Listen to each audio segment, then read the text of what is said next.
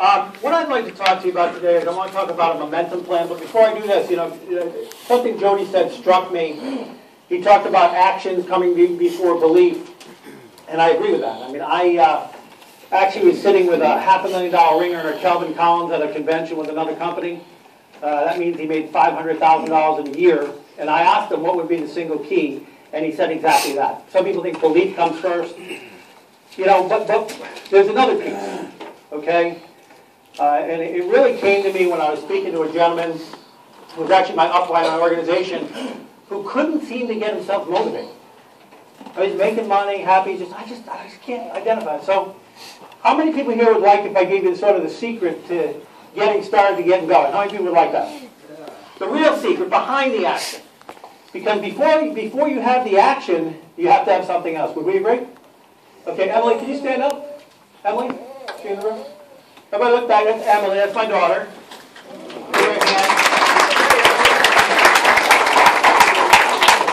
Okay, so what is the secret? It's Emily. No, it is Emily for me. But it's a why, folks. It's a why. Before you take that action, you got to sort of have a reason, don't you? And what I like to say is you have to have a why that makes you cry. Have you ever heard that before? A why that makes you cry. So if you don't have a why, I mean, I can't give it to you. I can tell you, go home and think about it. Look in the mirror and try to figure out what's going to drive me. Because you have the greatest vehicle in the world here, but you got to get in and turn the key. All right? So you need that why. So I'm going to talk to you about a momentum plan, building momentum. And I'm going to assign a value of 1 to 10, or you need to assign a value of 1 to 10 on how you perform, because this is about creating momentum within your team. It's certainly true for the company also, but I want to do this personally to you. How do you create momentum on your team? And number one is enthusiasm. Enthusiasm used to be tied to religious fervor, actually, if you look it up in Wikipedia. But you need to have enthusiasm. Now, it's important, the type of enthusiasm, I want to break this down for you, the type of enthusiasm you need to have. Okay, Donna? Pressing the wrong thing here. Let's hope I don't have to do that every time. Okay. So you want to have enthusiasm. You want to have, step 2 is you need to have urgency. Don't we have urgency built into our plan right now? You've got to what? You've got to activate by Sunday or you're going to get passed. Someone's going to pass. Or, if you activate by Sunday, you may leapfrog some people. People like to leapfrog, don't they? Get some other volume in their organization. And then the third one, okay, that's not going to work here. All right. Either Donna's going to have to teach me how to use this fancy thing here, I'm going to have to go click it every time. And the third one is emotion. Okay? You want to have emotion, enthusiasm, urgency, emotion, and then you want to use the system. No, that doesn't work. That's what doesn't work.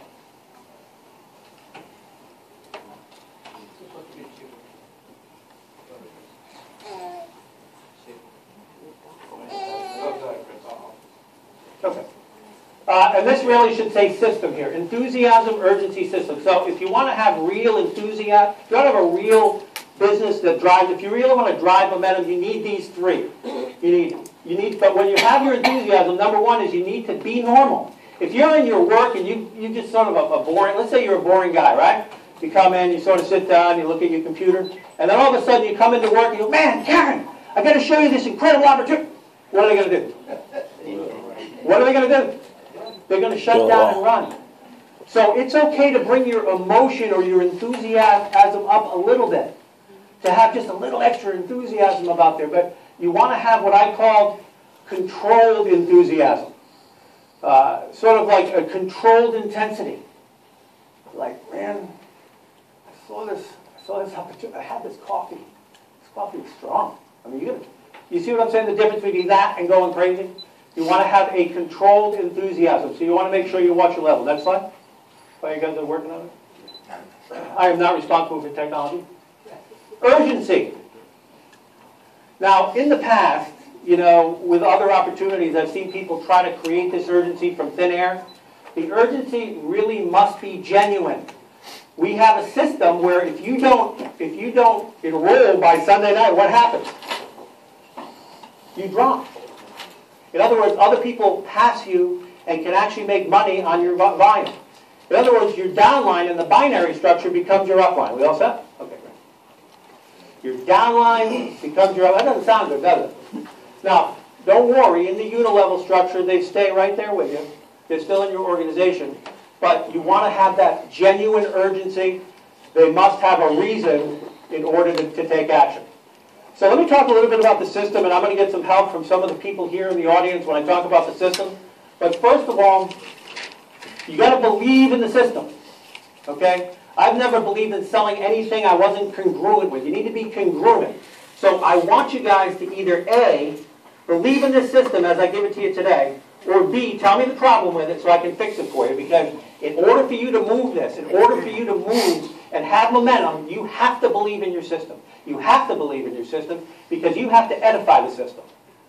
Okay, because why, number two here, you want people to be system dependent, not people dependent. Now, you know, and let me give you a quick example. Louis Cruz back here, I mean, the guy's a hero, right? How many people think Louis Cruz is a hero? Absolute hero of the business, okay? He's driving 8 hours, he's sick, he's fixing things over here, doing the PowerPoint over there, dealing with somebody who's unhappy because they paid an extra 50 cents on shipping. I mean, he's doing all these different things all at once. Okay, but not everybody's Louis Cruz. The problem is when you bring people in, they can't totally rely on people. Certainly the corporations there on there, but what if you're dealing with one of your people and you want to bring them in and you want to show them this business and you teach them they got to call Louis, call Louis, call Louis, call Louis. But then Louis is sick. Or Louis has to spend his 5 minutes with his wife for the week, right? Reedy's a hero too, the wife. What happens is your business stops, doesn't it? You cannot become people dependent. You must become system dependent. But in order to become system dependent, you need to believe in the system, edify the system, and the system needs to be duplicable. And that's why we have really two systems, an online system and an offline system. Because not everybody here has a computer, right? You don't have to raise your hand if you don't. But we know not everybody has a computer, so maybe the online system works for some people. And maybe even some of the people who don't have a computer bring in. But the point is it must be duplicable. It must be something that you can do. It must be doable. All right? If a person has a computer, can you send them a website? Yes. Doable, right? Yeah. Can you email them a link? Yes. Doable. Can you create a web page for them to go view? Yes. No. It's not good. I mean, you be able to. You know HTML coding? I tricked you. Everybody, yes. No. It's got to be something that you can. It's got to be something that they can readily do right after you do it to them, right? If you want to create momentum, you got to email the web page, and they sign up, and what do they get? They get a web page, and they email it to that person. I've always said my get started right is email everyone you know and call everyone on your phone, which Jody alluded to. You know, the list is great, but just get on your phone, start talking to people. Right now, not everybody is going to have a computer, and that's the offline system. And the offline system is you have a coffee social, or you let someone try the coffee. Or you have some, what's more natural than having some people out for coffee or over for coffee? Okay, so the online and offline system. During your initial contact, number one is you need to build rapport. Now, you know, I always say you need to have a 1 minute, a 3 minute, a 5 minute, a 9 minute. The 1 minute or 30 seconds for the elevator. You know, how do you build rapport in an elevator? Okay, the best way is just to say hi and smile. People love a smile. Kenya's smile is unbelievable. You light up a room. You want to practice your smile, go home, look in the mirror, but say hello to a person and smile. You want to build rapport, break the ice. You know, why at this hotel? We've been talking to some of the people here at this hotel that are here. Did you guys know there's another network marketing company floating around here doing meetings? That's because you didn't talk to any of them. Just smile, start talking to them, build rapport, break the ice. Oh, what are you here for? Oh, I'm here for this. Oh, me too. Wow, we're the same. Don't people like people who are like them? Right? Oh, you know, when I was in another company, one of the things they used to teach is when you walk into a house, identify something where you have some common ground. Like if you see a picture of Dale Earnhardt and you like racing, you say, man, Dale Earnhardt, love that guy, man. It's too bad what happened, love his son. You understand? But don't try to build rapport on something you don't know. You know, like you see a Jets thing, love those Jets. Yeah, man, what do you think about the quarterback, blah, blah, blah. Ooh. Okay, it's got to be genuine. Only build rapport on what you know. If you don't, you can go either way. You know, you try to fake it in that area, you're going to lose the person right out of the box. So after you break the ice and after you build your board, break the ice, talk about why you're there, or break the ice with the person. You want what I call close or pre-close. You know, they have to be closed on you a little bit before you get into your presentation. At least close them on looking at the presentation. Close them on allowing you to actually show you what you have to offer. And then, of course, close. And we're going to break these down.